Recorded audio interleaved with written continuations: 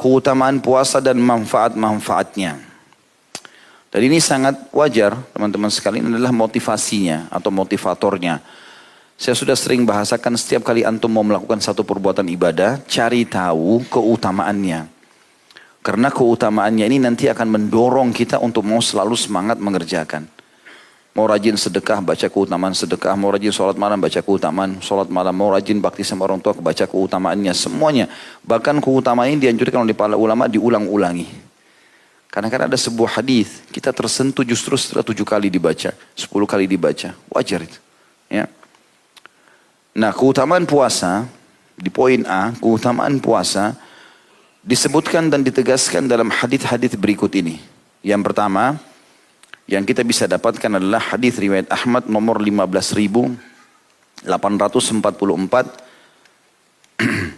yang berbunyi, kata Nabi SAW, as-siyamu junnatun minan nari ka junnati ahadikum minal qital. Puasa itu adalah perisai dari neraka, sebagaimana perisai salah seorang di antara kalian untuk perang. Ya, untuk perang. Artinya perisai itu sangat berguna sekali di zaman dulu. Lemparan panah, lemparan tombak, sabetan pedang, semua bisa ditangkis dengan perisai. Ya. Maka berarti kita bisa menangkis, ya, serangan neraka ini atau masuknya seseorang dalam neraka dengan puasa. Dari ini bahasa kiasan yang sangat luar biasa, tinggi sekali maknanya. Artinya betul-betul kita akan tertameng dari api neraka hanya dengan puasa itu. Sebagaimana juga nanti kita lihat bahwasanya satu hari puasa di jalan Allah, sunnah atau wajib, itu akan menyebabkan kita dijauhkan dari api neraka sejarak 70 tahun. Itulah hadis setelahnya.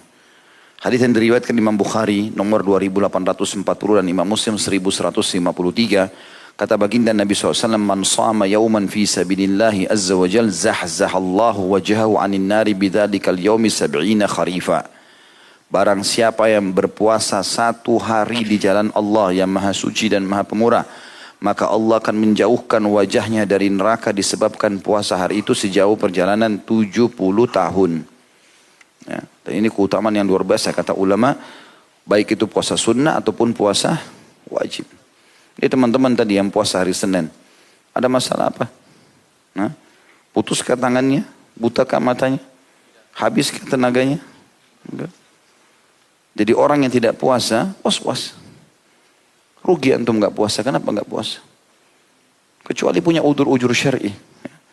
Dan memang ibadah itu teman-teman seperti bola salju. Harus selalu digulirkan. Nanti dia makin besar, makin besar, makin besar. Kalau masih ingat dulu contoh rasional saya katakan, kita ini sama syaitan seperti orang yang lomba lari. Kalau antum tetap di garis start, syaitan di sebelah kita, dia bisa membuat kita ini tidak semangat. Seperti kalau musuh sebelah kita, kamu lemah, kamu nggak kuat, kamu pasti kalah. Kita terganggu dengan itu. Dan dia leluasa melakukan, bahkan dia bisa menusuk, bisa menendang, bisa menarik kita. Karena kita nggak lari-lari nih. Tidak memulai ibadah itu. Kalau antum sudah mulai Senin, Kamis puasa, sudah mulai masuk Ayyamul Bid, sudah mulai itu seperti orang yang sudah mulai lari. Musuh kita kalau dia tidak lari juga mengejar kita, dia nggak bakal dapat kita kan. Maka dia mulai berlari, tapi beda godaannya orang yang sedang berlari dengan orang yang diam di tempat. Kalau orang berlari, dia teriak, kadang-kadang kita dengar, kadang-kadang tidak. Bisa dia jangkau, bisa tidak. Kalau antum lebih cepat larinya, maka dia nggak bisa jangkau itu. Maka ibadah harus mulai dilakukan.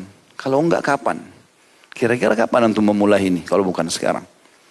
Itu jadi sebuah poin penting. Mumpung masih muda, akhi dan ukhti. Mumpung masih sehat.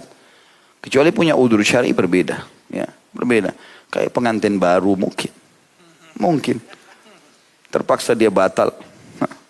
Mungkin. Orang musafir, sakit. Ya, mungkin. Diundang oleh orang dipaksa buka puasa. Kalau sunnah mungkin. Tapi kalau tidak ada udzur masih kuat, Masya Allah. Tapi kan haus, Ustaz, lapar. Semua juga orang rasain itu. Tapi dengan seteguk minuman di saat buka puasa hilang semuanya.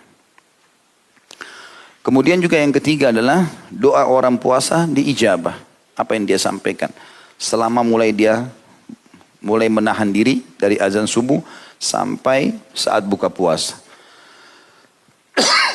Di dalam hadis yang sahih riwayat Al-Hakim dan juga ini lafadznya Ibnu Majah riwayatkan di nomor 1753, Kata baginda Nabi SAW, inna lis-sa'imi 'inda fitrihi da'watun la turad. Sesungguhnya orang yang berpuasa itu mempunyai doa yang tidak akan ditolak saat ia berbuka. Sampaikan hajat yang paling tinggi, yang paling dibutuhkan. Bahkan dalam sebuah hadis yang dihasankan oleh para ulama, sesungguhnya orang yang puasa itu diijabah doanya selama dia dalam puasanya itu. Jadi mulai pagi, subuh sampai maghrib. Jadi kita bisa bayangkan teman-teman, kalau misal, ini contoh rasional. Seseorang di antara kita dipanggil ke istana presiden kah atau ke mana tempat seorang yang punya kedudukan, kemudian dia mengatakan, kalau yang datang kepada saya di jam sekian, maka saya akan terima semua jadi tamu dan apa saja yang dia mau dikasih. Misal pembebasan tanah, jabatan, mungkin orang semua pada antri. Kalau perlu minuman makanannya dipegang, atau pagi kalau dikasih syarat, boleh tapi nggak boleh makan, nggak boleh minum. Mungkin orang semua akan lakukan. Harus datang pakai baju hitam atau jas hitam, baju kemeja putih. Pasti dilakukan semua. Hanya karena salah satu hajat dunianya diterima.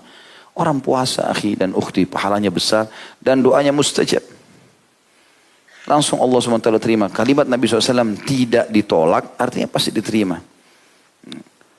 Kemudian juga selanjutnya mereka akan mendapatkan satu kem istana di surga. Dikhususkan untuk orang puasa semuanya.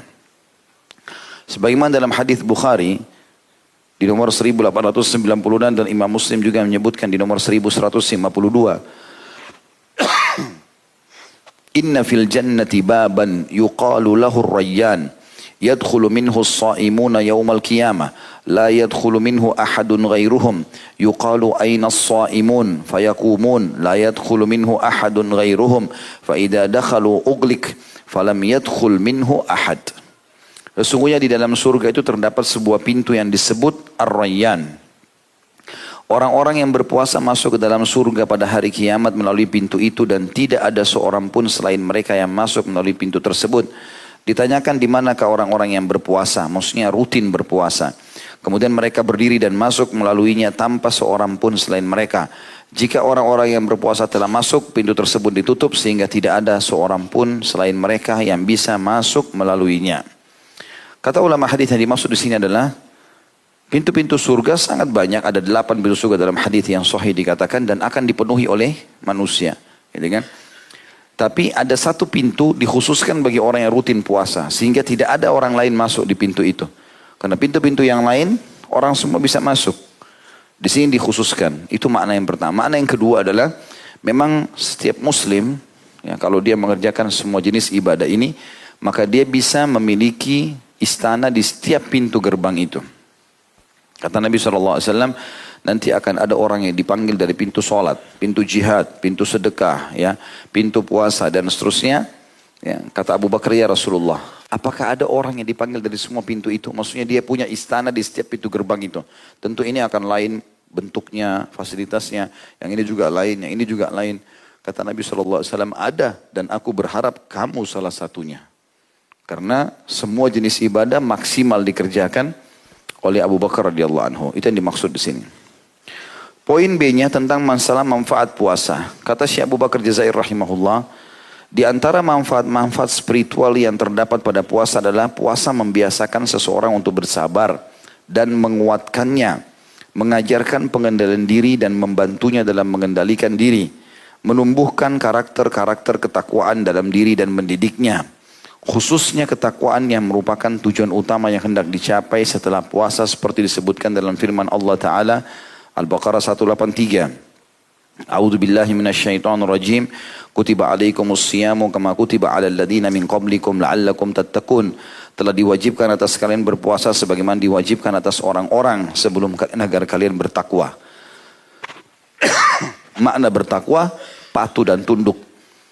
Dan puasa ini yang bisa membuat jiwa seseorang siap untuk patuh dan tunduk kepada Allah. Karena setiap kali ada godaan makan, godaan minum, godaan syahwat, maka dia menepis karena Allah subhanahu wa ta'ala. Itu yang dimaksud dengan ayat ini. Jadi dengan puasa, secara otomatis dia akan terbiasa untuk sabar. Sedangkan manfaat-manfaat sosial dari puasa, diantaranya adalah bahwa puasa membiasakan umat Islam untuk hidup disiplin dan bersatu, mencintai keadilan dan persamaan, menumbuhkan perasaan sayang dan moral atau akhlak yang baik. sebagaimana ia melindungi masyarakat dari segala macam kejahatan dan kerusakan.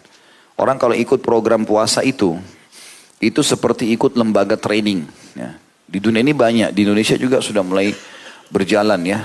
Dari beberapa tahun yang lalu, ada banyak lembaga-lembaga training, peningkatan skill spiritual. Kadang-kadang orang membayar sangat mahal hanya untuk ikut pelatihan itu. Karena mungkin dianggap trainernya bagus, mungkin programnya bagus, orang bayar mahal. Tanpa kita sadari teman-teman sekalian, dan semestinya kita menyadari masalah itu, kalau Ramadan adalah lembaga training massal yang sangat besar. Trainernya itu pengawasnya langsung Allah, ya, para staf-stafnya semua malaikat. Dan kita kemanapun di bulan Ramadan semuanya orang lagi puasa. Dan syaratnya semuanya sama. Mereka tahan makan dan minum syahwat dari subuh sampai maghrib. Bahkan kita teman-teman di Asia Tenggara ini perlu bersyukur kepada Allah Subhanahu Wa Taala. Saya lihat cuplikan di beberapa wilayah di muka bumi ini. Kebetulan orang kita, orang Indonesia yang sempat mengirim di Ramadan yang lalu. Itu mereka berada di wilayah yang malamnya cuma 2 jam. Jadi begitu mereka buka puasa, 2 jam kemudian azan subuh. Jadi antara maghrib sama isya itu cuma jarak 45 menit. Setelah itu mereka baru buka puasa, sahur udah subuh. Jadi cuma 2 jam, artinya mereka sekitar 20 jam berpuasa. Kalau kita alhamdulillah di Asia ini, Asia Tenggara secara umumnya dari subuh sampai jam 6 sore maksimal gitu kan. Kalau kita hitung misalnya dari jam 5 sampai ke jam 12 siang itu 7 jam gitu kan. Kemudian jam 12 sampai jam 6 misalnya berarti 6 jam. Berarti sekitar 13 jam. Gitu. Itu maksimal ya kalau kita ambil waktu maksimal. Tapi mereka bisa puasa sampai 20 jam. Cuma mereka sabar, mereka lalui itu. Berarti ada orang yang lebih berat daripada kita. Kita sekarang kalau sholat subuh di sini maksimal hujan. Di beberapa negara teman-teman 2 derajat. Ya. Bahkan di bawah 0 derajat di beberapa wilayah Rusia itu bisa sampai minus 10, minus 15. Ya. Itu udah beku itu. Sangat dingin. Tapi mereka sholat subuh di masjid. Maka kita harus melihat keadaan orang-orang seperti ini supaya kita lebih semangat untuk ibadah. Mereka toh masih mengerjakan itu. Saya pernah dapatkan itu foto, ada jam digital di satu masjid, di salah satu wilayah di Eropa, itu dinginnya minus 5. Di foto, ini loh, dalam kondisi seperti ini, masih penuh masjid, orang pergi sholat. Anak-anak muda lagi. Gitu kan. Maka ini pukulan, ya, tamparan yang sangat keras bagi kita di Asia, yang malas pergi sholat subuh di masjid. Padahal sebenarnya sangat mudah. Kemudian selanjutnya dikatakan, dari segi kesehatan juga, di antara manfaat-manfaat puasa adalah bahwa puasa membersihkan usus-usus, memperbaiki lambung, membersihkan badan dari sisa-sisa makanan dan kotoran-kotoran, serta dapat meringankan tubuh dari himpitan kegemukan dan berat badan karena lemak. Di dalam hadis Rasulullah SAW, sumu tasihhu. Berpuasalah kalian, niscaya kalian akan sehat. Yang disebutkan Ibnu As-Sunni dan Abu Nuaim dan As-Suyuti menghasankannya. Walaupun ada ulama yang menyelisih, yang mengatakan hadis ini lemah ya. Tetapi umumnya kalau dilihat manfaat secara global, memang kita temukan puasa itu sangat sehat. Ya. Apalagi memang pola makan diatur. Ya. Sahur itu sebelum subuh, kemudian nanti habis ya maghrib baru makan. Di waktu-waktu siang umumnya kan biasa panas, maka ada pembakaran lemak. Ya. Sementara kita tidak ada konsumsi apa-apa, pembakaran terus berjalan. Maka itu sangat bagus buat kesehatan. Sangat baik buat kesehatan.